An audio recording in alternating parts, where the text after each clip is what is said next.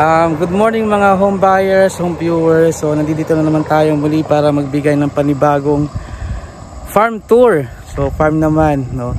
Andito ako ngayon sa may Tanay Rizal, sa may Barangay Sampaloc. Doon sa mga naghahanap ng mga investment farm properties, tamang-tama itong itutour natin ngayong araw.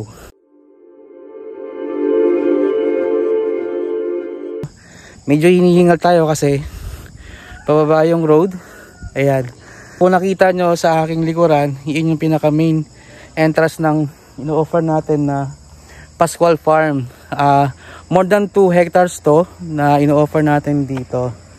Alam naman natin ang Tanay Rizal is napakagandang location lalo sa mga farming. Yung mga mahilig mag-invest ng mga bakasyunan, tamang-tama ito. Kasi yung lugar na to, ang dami ng mga improvement dito, ang dami ng mga leisure, yung mga resort, yung mga restaurant na tinayo dito sa may Tanay. Yung property na to ay lagpas lang to ng Marilake, no? Kung pamilya kayo sa may Marilake, after ng Marilake, di ba, yun yung Barangay Sampaloc. Kaya napakagandang investment ito. Actually, yung property na to ay ang dami ng fruit berry. Samahan nyo po kaming muli para i-tour natin yung farm na to para makita ninyo kung gaano siya kalaki at kung gaano siya kaganda. Tamang-tama ito doon sa mga gustong magtayo ng business dito sa may Tanay Rizal, yung ating property. Ayan sa inyong likuran. And doon sa interesado, no, dyan yung aking contact number dyan sa baba. Yung full details lagay namin dyan sa may description dyan sa baba. Samahan nyo ako at ikutin natin yung ating farm tour today dito sa may Tanay Rizal. Tara, let's go. Ayan, from main road and main entrance natin na ito sa may Pascual Farm. Yung pinaka-exact location ng boundary natin doon sa side na yon at yung boundary natin doon sa kabilang side. Yung poste na yon, nakita nyo yung poste, yun yung boundary. And then sa kabilang side, yung bago mag-poste na rin na yon, yung pangalawang 1, 2, 3 na post, sa yun yung pinaka boundary bago magpangatlong post. Dito sa pinaka main entrance, pupuntahan natin yung pinaka boundaries doon sa kabilang side. Yan, paakyat siya. Dito medyo pantay ng konti dyan sa may boundary. Ay po, ano yung CR? Dito tayo. Yung pinaka landmark ito, meron ditong nature na wellspring, water refilling station. Yan, nature wellspring. Tubig yung galing sa bundok. Nature.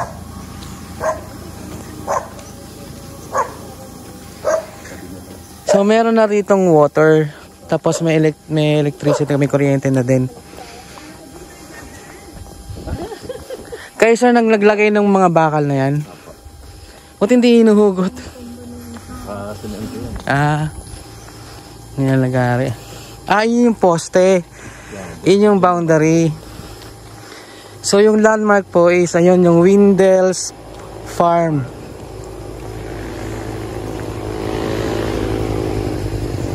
Hapo.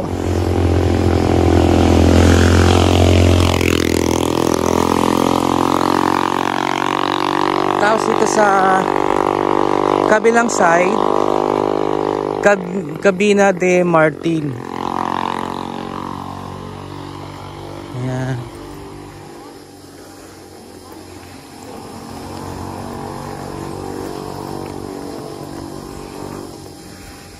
Malinis nga dun sa baba, sir, no?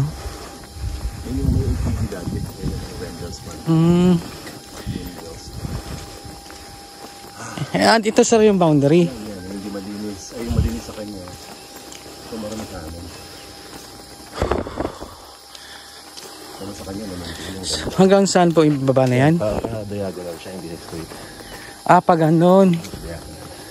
Ayun. Yun. Ito hindi malinis yan sa amin. Hanggang doon sa kanya malinis.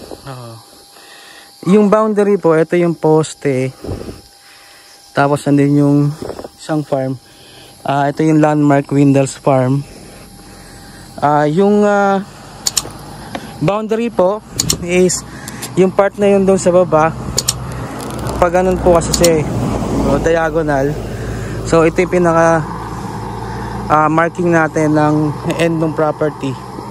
Ito yung poste mismo. So pababa. So pag ganun siya, hindi siya straight. Ayan. Nakikita mo ang pantay dyan, pero pagdating mo sa baba, biglang maghihina. Slope. Oo nga po yun. Dito maganda magtayo natin. Oo. Halos dito. Pero bahay-bahay. Kainan, no? Tambahan, pondahan sa probinsya. Ang daming mga fruit bearings, no?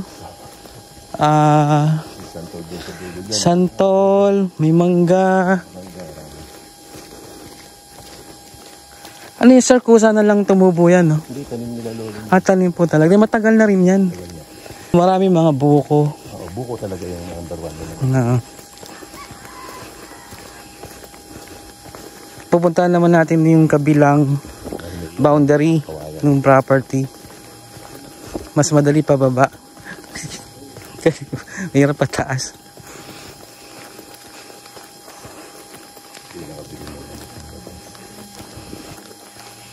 Tapatag eh. Sarap dito pala.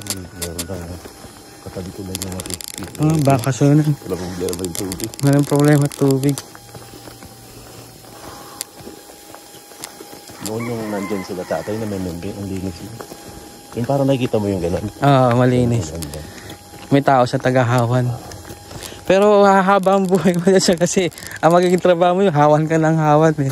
Exercise talaga yun.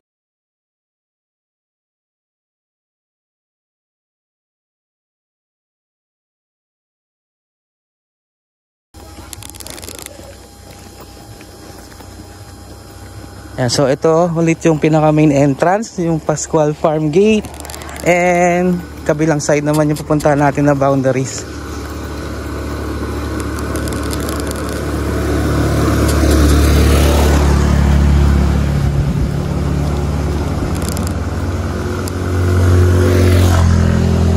Siguro sir yung signage na yon, no? Doon pa. Lagpas pa. Ang laki ng frontage.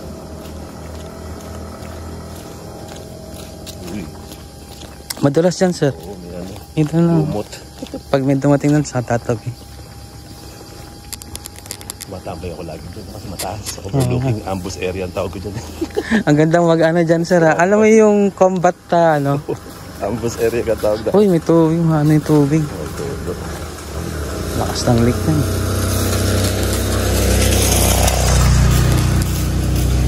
Ayun yung signage. Yung kawayan, no? Yung boundary. Yan sa taas, oh, ganda.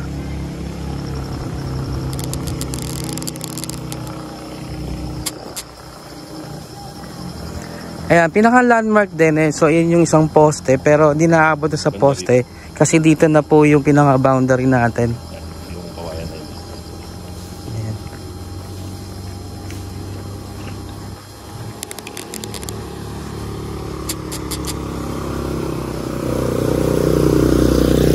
So ito po yung boundary. So yung landmark, yung poste na yan. Pero dito yung boundary natin. Yun yung kanina doon tayo galing kanina sa taas. So paakyat siya. Yun yung eksakto ng frontage ng property. So sobrang lapad. No? Ayan o. So ito yung kanyang property. Pagpasok natin sa loob. Tapos meron siyang unfinished na bahay. Ito yung pinaka main entrance natin. Ayan. Yung property, yan mula doon sa dulo na yon, hanggang dito, hanggang doon sa dulo na yon. So ikutin lang natin. No? Ito yung pinaka daanan nung sa akin kasi hanggang sa baba yan eh. And makita nyo dito, ayan slope, no. Doon sa baba na yan, merong maliit lang siya na na parang creek or sapa na maliit. Kagandahan dito, ayan, ang dami ng mga fruit bearings. Meron tayong mga nyog, meron tayong kainito, santol, mangga. So ang dami. Ang lawak ng property nito kasi almost more than 2 hectares to. So nakita yung paligid na yan. Ito yung pinaka main entrance natin. Ayan.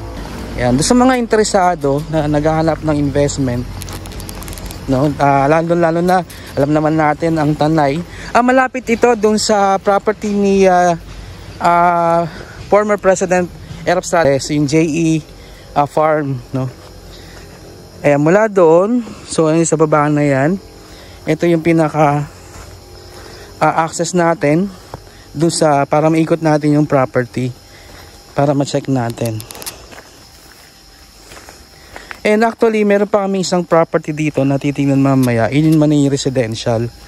Ayan, no. Ngayon flowing yung water, no, nakita natin, natitingnan natin sa baba na nagpo-flow yung water.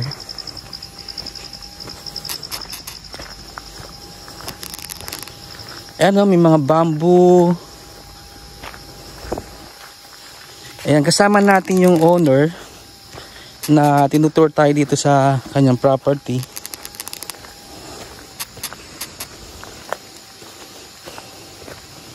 Ganda nito kasi nasa main road siya, no, yung frontage pa niya ang laki. So tama-tama to kung gusto mong magnegosyo.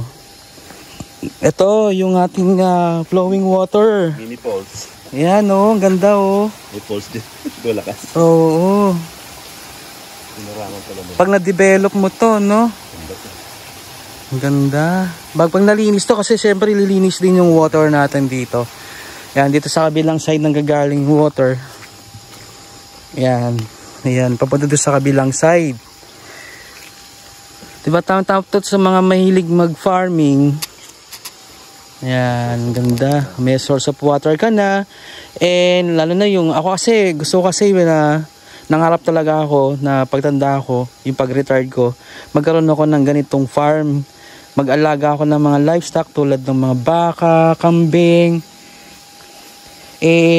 Ang gandang mag-alaga dito yung mga native chicken. Diba? Pakawalan lang natin dito yung mga alaga nating mga livestock. Ang ganda ng farm. Kaya pa? Sir, alam tayo eh. Sali tayo sa tour. Ayan, kasi gusto natin na mapakita natin ng buo yung ating property sa mga kababayan natin, lalo na yung mga OFW, yung mga retired na kababayan natin na gusto ng magkaroon ng bakasyonan, lalo na dito sa Tanay, Rizal. May mga access to papuntang Infanta, Quezon. So ito yung parang Laguna Loop, no? Yung kasi nilagpasan natin yung Marilake. Yung meaning pala ng Marilake ngayon ko lang nalaman. Yung Marilake pala is Marikina, Laguna, Marikina, Rizal, Laguna at Quezon. Trivia yun, ngayon ko lang nalaman. So ayan po, no? Dito po yung side na to. So ito part pa to ng property.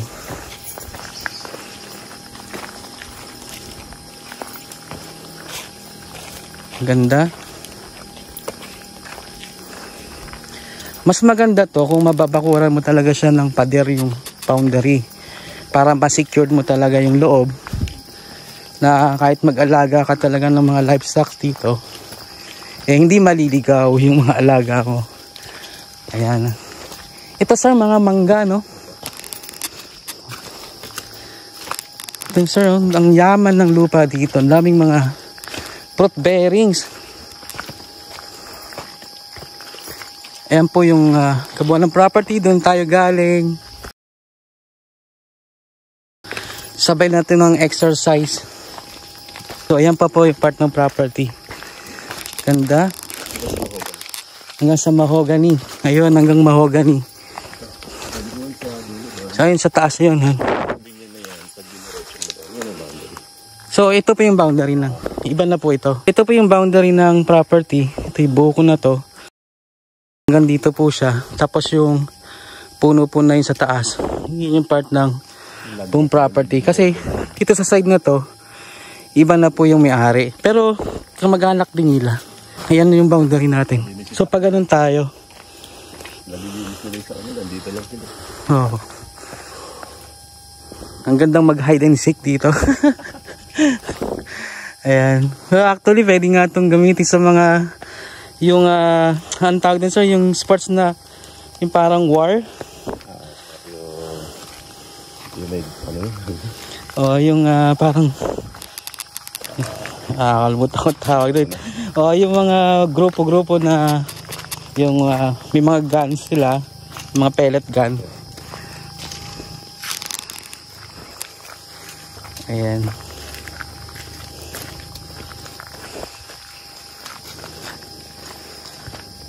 Actually sir, marami kasi na mga OFW, ano yung mga retirees, talaga naghahanap sila ng kanilang mga bakasyunan. Also ito, farm. Lalo na itong Tanay, alam naman natin ang Tanay is napakagandang location. Malayo talaga sa noise ng Metro Manila. Malayo sa pollution.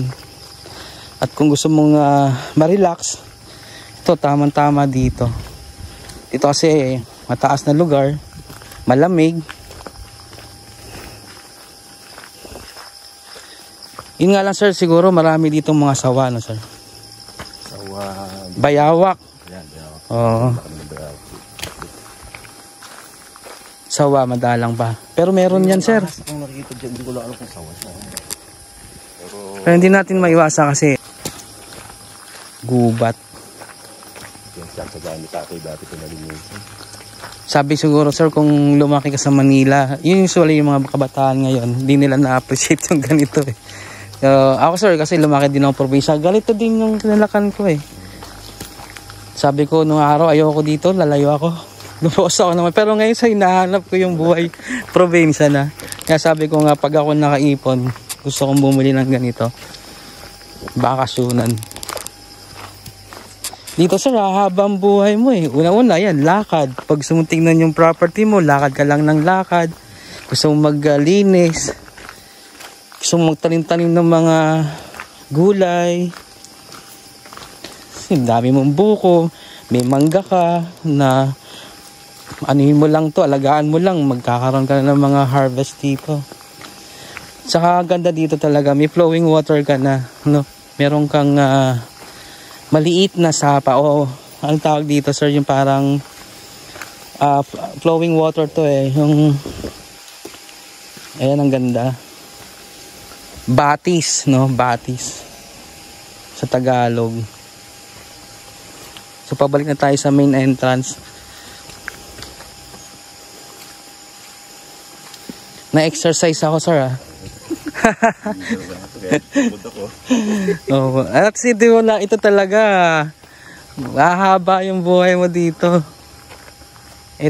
Kami sir, plano sa Manila base eh, pag gising mo upo agad sa computer hanggang gabi na yon. Dito walang stress, di mo maiisip na may problema ka dito.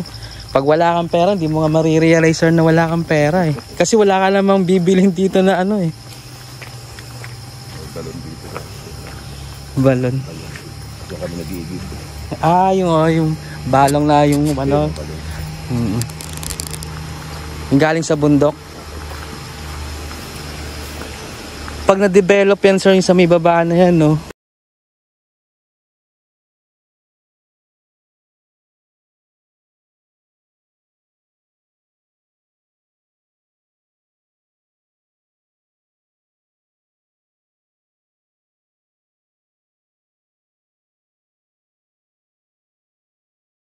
So nandito kami ngayon sa terrace o sa balcony nitong bahay. So ayun yung kabuuan ng farm na may mga fruit bearings, so may mga nyug. Ayan.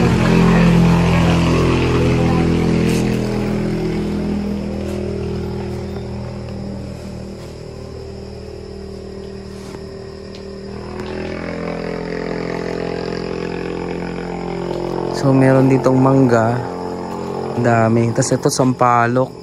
May mga fruit bearings na farm na ano, ganda. Pinaka main road, ito yung main road. Ito yung pinaka main entrance natin, yung gate na yan, yung Pascual Farm. So tingnan natin, ikot.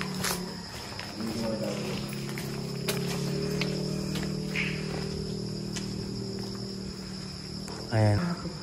Farm na almost more than 2 hectares yung size ng property dito. sa mahilig mag-invest ng farm dito sa Maytanay. Lagpas ito ng Marilake, Barangay Sampaloc. So ang dami ng mga leisure resort dito na mga improvement dito sa lugar ng Barangay Sampaloc.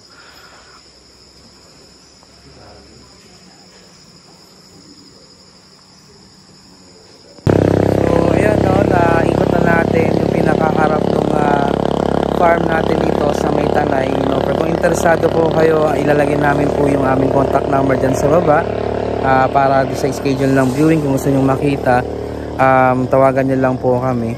Ayun, no? By the way po pala, my name is James De La Rosa. I'm from H&H Real Estate Marketing. Yan, nagbibigay sa inyo ng panibagong farm tour, no? Dito sa Maytanay, Rizal. Nakikita nyo kung mahilig kayo mag-invest ng mga farm lot, bakasyonan, kasi napakalamig dito sa area kasi nasa taas to, Tanay Rizal to.